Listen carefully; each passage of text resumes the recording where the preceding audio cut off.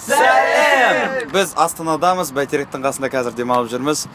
Сол кеше концерттен кейін кішігірім демалып, Астананы аралап, Астананың көшесін қарап.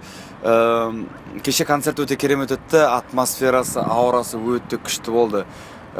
Көңілді болды бастысы. Иглздардың, қырандардың қолдаулары, сезімдері өте жылы-жылы бізге келіп жатты, оның бәрін біз сезіп жаттық. Сіздерге көп-көп рахмет, біз сіздерді жақсы көреміз. Қосатындарыңыз бар ма? Астанаға келгелі бері Астана жарығын көзім көтере алмай жатыр. Иә, жап-жарық екен. Тым жарық. Біз әр Астанаға келген кездер не болады ғой, күн тұтынып тұрады, жаңбыр жауып тұрады, жел соғып тұрады, қар жауып тұрады. Қазір күн жанып тұр.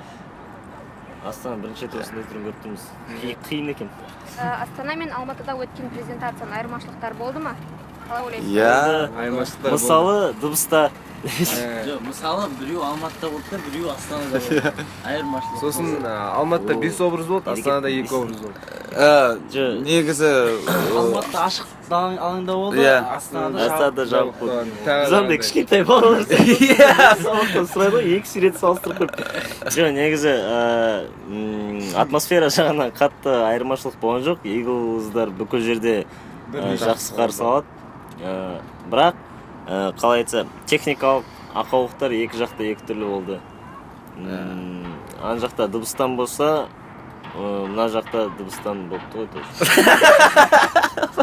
Жоқ, ана жақтан дыбыс жай естілсе, мына жақтан дыбыс қатты естілді. Жоқ, бұл жақта бастар қатты естілді, высокийлар болған жоқ, средний. енді ол өзіміздің не ғой, Астана. Ол жекке сондай Жарайды. бір сөзбен сол.